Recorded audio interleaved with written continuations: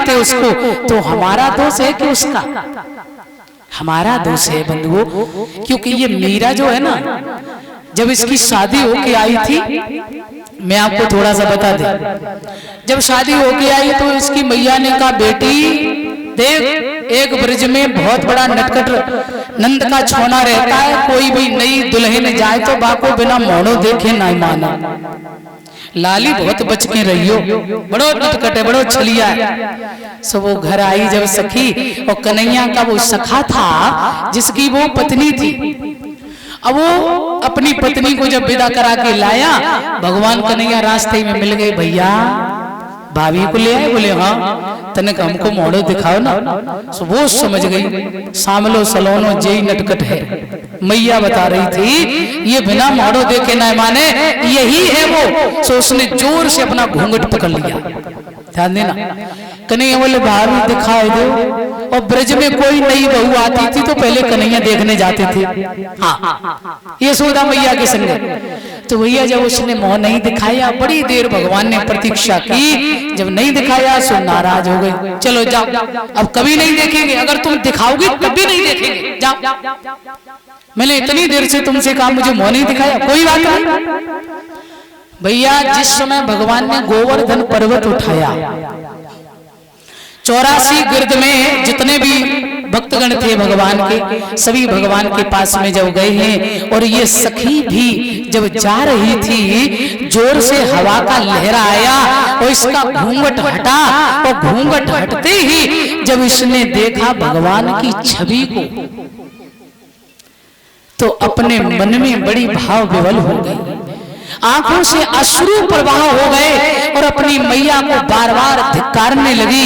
अरे मैया तू बहुत बेकार है, तूने इतने दिन तक इस प्यारी छवि से मुझे ओझल रखा, तूने ऐसा मेरे अंदर भ्रम भर रखा था कि वो नटखट है, वो छलिया है। अरे मैया इस परमेश्वर से मुझे दूर रखा। उसी दिन उस गोपी ने अपने मन में प्रण किया, संकल्प किया कि कभी जीवन में ऐसी लाज नहीं करेंगे जिस लाज से परमात्मा दूर हो जाए, जिस लाज से परमात्मा का दर्शन दूर हो जाए। ऐसे घूंघट की मुझे आवश्यकता नहीं है। वही गोपी आकर के मीरा बनी है। तो कहते हैं कि लोक लाज मीरा ने त्याग दी, किसके लिए? गोविंद के लिए। ऐसे घूंघट की मुझे आवश्यकता नहीं जो मैं कन्हैया का दर्शन न कर पाए। कैसा भाव है। तो मेरे सज्जनों, इसलिए परमात्मा से संबंध बना लो, वो मिलता है। और उसके बाद जब आपका विश्वास होगा, संबंध होगा, और फिर समर्पण, जो भी करो उस पर न्यौछावर कर दो। बोले आप जानो, आपका काम जाने, बस मैं तो आपकी एक कठपुतली हूँ, जो आप करा रहे हो वो मैं कर रहा हूँ। फिर जिंदगी में कभी गलत हो ही नहीं सकता। बोल गोविंद भगवान की। श्री सुखदेव जी सावधान करते हैं राजन, कभी भी भगवान कन्हैया ने माखन की चोरी नहीं की है। अभी आपने कथा सुनी है। बोले ये जितनी गोपियां थी ब्रज में, ये सभी गोपियां त्रेता के संत थे। ये दंडक वन में जो भजन कर रहे थे, जब राम जी गए थे, ये गर्ग संहिता में प्रमाण आता है। तब राम जी ने कहा कुछ मांग लो, तो एक ही बात कही, बोले प्रभु अब की बार ऐसा जन्म दो जो मैं नित्य तुम्हारा दर्शन करता रहूं। वही संत आके गोपी बने। हाँ, और कभी माखन चोरी नहीं की। फिर क्या किया? बोले नित्य नैनों की चोरी की भगवान ने। हाँ, गोपी का मतलब समझो।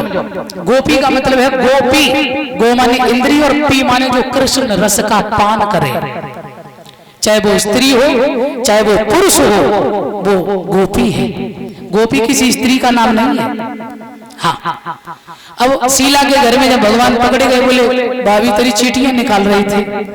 तो अध्यात्म में ध्यान देंगे, चीटी क्या है, कृष्ण क्या है, मटकी क्या है, माखन क्या है, गोपी क्या है। कृष्ण ब्रह्म है, गोपी जीव है, मटकी शरीर है, माखन प्रेम है, और चीटियां हैं राग और द्वेष।